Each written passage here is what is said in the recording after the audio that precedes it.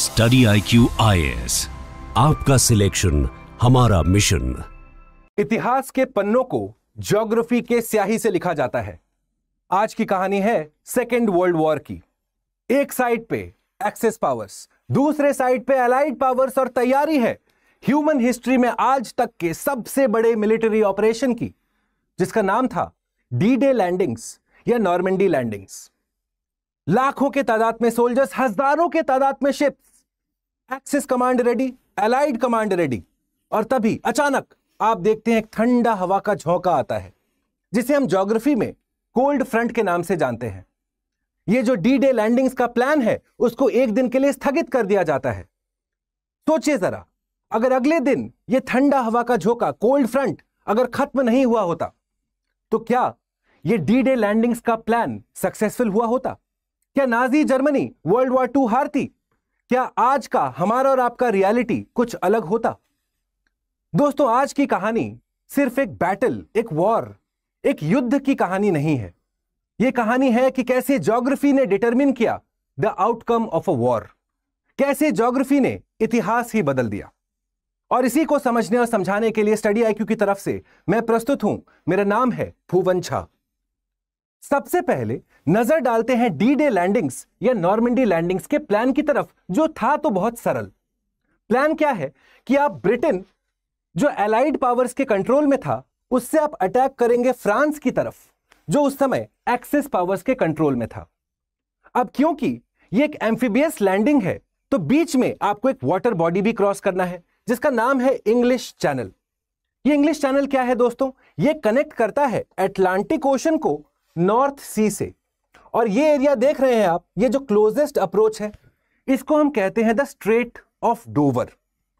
अब जैसा मैंने आपको कहा, क्योंकि एक एम्फीबियस लैंडिंग है, मतलब इसमें आप आर्मी, एयरफोर्स और नेवी इसका प्रयोग करेंगे to cross this area, oceanic area. तो आप चाहते थे कि वेदर कंडीशंस एकदम परफेक्ट हो, ताकि इस बैटलफील्ड में अलाइड पावर्स को मिले एक कॉम्पिटिटिव एज।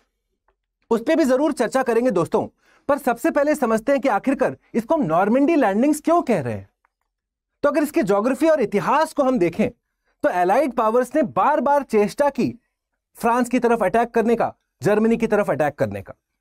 इनफैक्ट आप देखेंगे जो क्लोजेस्ट एरिया है, जिसको हम पास डे कलाए कहते हैं, जो प्रेजेंट डे बेल्जियम में है, वो उस जगह पे जर्मनी ने अच्छा खासा फोर्टिफिकेशन गार्ड करके रखा था। यानी कि बाय डिफॉल्ट यहां से आप अटैक नहीं कर सकते थे। फिर था एक और एरिया डीएफ, यहां पे 1942 में ऑलरेडी अटैक कर दिया था अलाइड पावर्स ने। एक्सिस को भी यह पता था, और इसलिए इस जगह को भी अच्छा खासा डिफेंसिव मैकेनिज्म के साथ तैयार किया गया था। फिर तीसरा ऑप्शन था ब्रिटेनी, इसको नकार दिया गया क्योंकि यह बहुत दूर था। और finally general Dwight D Eisenhower, जो अलाइड पावर्स के सुप्रीम कमांडर थे, बाद में चल के ये यूनाइटेड स्टेट्स ऑफ अमेरिका के 34वें राष्ट्रपति बने, उन्होंने कंफर्म किया, डिसाइड किया, फाइनलाइज किया the coast of Normandy. Normandy जो था फ्रांस में, इसको 2 कारणों के लिए चुना गया था।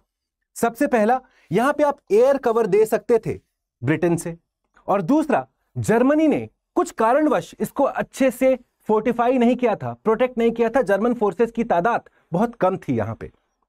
तो जब हमने ज्योग्राफी को समझ लिया, साइट सिलेक्शन को समझ लिया, अब समझने की आवश्यकता है कि कैसे ज्योग्राफी एक गेम चेंजर बन रहा था यहां पे। अब आप अग्री करेंगे दोस्तों कि क्योंकि आपको एक ओशनिक एरिया, एक सी का रास्ता क्रॉस करना है, और सारा बोट लेके, आदमी, मैन, मटेरियल लेके घुसना है, तो आप चाहेंगे कि हमारा समंदर जो है थोड़ा शांत हो। जितना स्टॉर्मी कंडीशन होगा, उतना अनप्रेडिक्टेबल वेव्स होगा।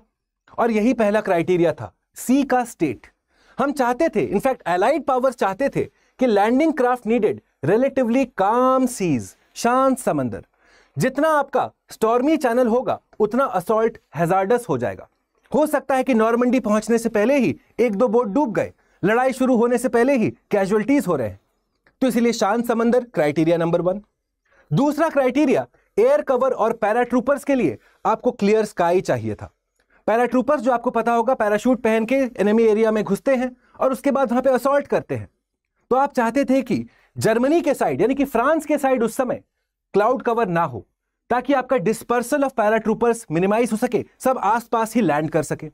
इसलिए दूसरा देखेंगे, clear skies and aircraft navigation were vital, low cloud या dense fog would derail airborne operations. तीसरा क्राइटेरिया जो ज्योग्राफिकल पर्सपेक्टिव आपको समझना है दोस्तों, वो था कि टाइडल और लूनार विंडो। आप जानते हैं दोस्तों, ये है एक रिप्रेजेंटेटिव इमेज नॉर्मंडी के कोस्ट की। यहां पे थोड़ा देखिए, काफी सारे माइंस बिछाए गए हैं, ना सिर्फ माइंस, स्टील के गेट्स लगाए गए हैं, और ये तभी दिखेंगे जब लो टाइड होगा। हाई टाइड में ये सब पानी के अंदर है। सोचिए आप एलाइड पावर्स बोट में आ रहे हैं और अचानक माइंस के साथ भिड़ते हैं, कैजुअलिटी हो जाती है समंदर के अंदर ही। तो इसीलिए आप चाहते थे लो टाइड हो, अटैक करना था रात में, और इसीलिए फुल मून, पूर्णिमा की रात की आवश्यकता थी। और आप गोधूली की बेला, हल्का हल्का जब लाइट होता है सुबह में, तब अटैक करेंगे। तो ये तीनों क्राइटेरिया आपको बैठाना है, साथ में आपको समंदर भी शांत चाहिए। कितना क्रिटिकल है ज्योग्राफी जब वॉर का प्लानिंग होता है। तो जैसा मैंने कहा, फुल मून चाहिए, लो टाइड चाहिए, डॉन का लाइट चाहिए, ताकि इसके कॉम्बिनेशन से हम अटैक करेंगे एडवांटेज की तरफ। पर आप सीधा सीधा समझ गए होंगे, ये कॉम्बिनेशन बस कुछ ही दिनों में मिलेगा। फॉर एग्जाम्पल, पूर्णिमा की रात हर 29.5 डेज, लगभग 30 दिनों में पूर्णिमा की रात फुल मून आता है। यानी कि अगर आपका एक बार ये विंडो क्लोज हो गया तो शायद अगला अपॉर्चुनिटी 1 महीने बाद आएगा, और तब तक जर्मनी अपने आप को प्रिपेयर कर लेगा। खैर, जब हमने ये समझ लिया कि ये रिक्वायरमेंट्स थे और ये चैलेंजेस थे एलाइड पावर्स को जब वो घुस रहे हैं एक्सेस पावर नॉर्मंडी के कोस्ट की तरफ, अब समझने की आवश्यकता है कि जो ओरिजिनल प्लान था जून 5, 1944, ये इन सारे क्राइटेरिया को मद्देनजर रखते हुए एलाइड पावर्स के मीटरोलॉजिस्ट, जो उनके क्लाइमेट साइंटिस्ट थे, उन्होंने कंफर्म किया था कि हाँ जी, इस दिन फुल मून होगा, इस दिन लो टाइड के टाइम हम घुसेंगे, गोधूली की बेला में घुसेंगे, और इस दिन समंदर शांत होने का चांसेस है। तो आप देखें, सबसे पहला invasion date was planned for 5 June, favourable tide and moonlight. Preparation के लिए सब तैयार है दोस्तों, तभी अचानक एन मौके पे, लास्ट मोमेंट पे आप देखते हैं कि एक लो प्रेशर डेवलप होता है, यानी कि अचानक स्टॉर्मी कंडीशंस डेवलप हो रहे हैं। यानी कि जो एलाइड पावर्स, ब्रिटेन इत्यादि, यूनाइटेड स्टेट्स का जो एडवांटेज था वो खत्म होता चला जा रहा है। और इस टाइम पे श्रेय जाना चाहिए यूनाइटेड किंगडम के मीटरोलॉजिस्ट जेम्स स्टेग का।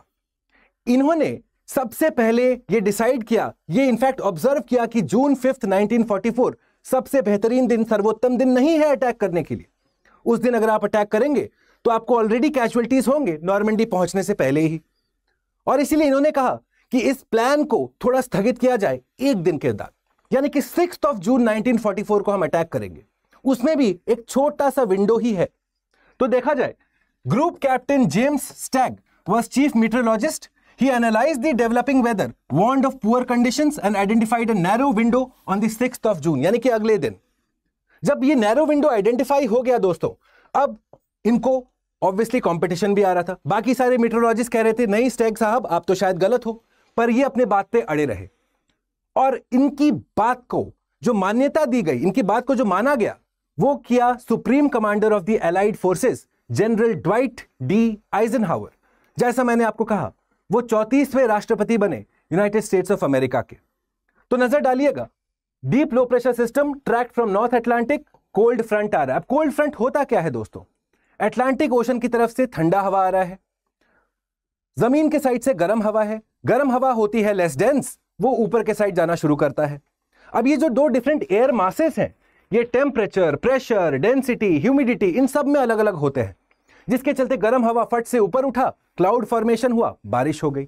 तो इस कोल्ड फ्रंट के डेवलपमेंट के चलते ही ग्रुप कैप्टन जेम्स स्टेग ने एक दिन का प्रपोजल दिया कि स्थगित की जाए, और ड्वाइट आइजनहावर ने उस बात को मान ली। क्या आप जानते हैं, जो एक्सिस पावर्स के मीटरोलॉजिस्ट थे, वो अपने प्रेडिक्शन में इनकम्प्लीट हो गए, गलत हो गए। उसके पीछे भी काफी रीजंस हैं कि उस समय अटलांटिक ओशन की तरफ एलाइड पावर्स का वर्चस्व था, और इसलिए उनके पास क्लाइमेट और वेदर का डेटा रियल टाइम था। पर हमारे एक्सेस पावर्स, क्योंकि वो उनके पास कंट्रोल नहीं था अटलांटिक ओशन का, इसीलिए उसका वो डेटा भी उनके पास नहीं था, उनके प्रेडिक्शंस गलत हो गए। जिसके चलते आप देखते हैं कि जब डी डे का लैंडिंग होता है, नॉर्मंडी का लैंडिंग होता है, और उसके बाद नाजी जर्मनी को जो धक्का पहुंचता है, उसके काफी ज्यादा टाइम नहीं लगा, उसके बाद बहुत जल्दी वर्ल्ड वॉर 2 खत्म हो जाता है। यानी कि यह कहना गलत नहीं होगा दोस्तों कि अगर क्लाइमेटोलॉजी, इस कोल्ड फ्रंट को स्टडी नहीं किया गया होता, तो शायद ये डी-डे लैंडिंग्स, जिसको most crucial military event in human history हम लोग मानते हैं, शायद वो विफल हो जाता। और जैसा मैंने कहा, शायद आज का हमारा और आपका रियलिटी बहुत अलग होता।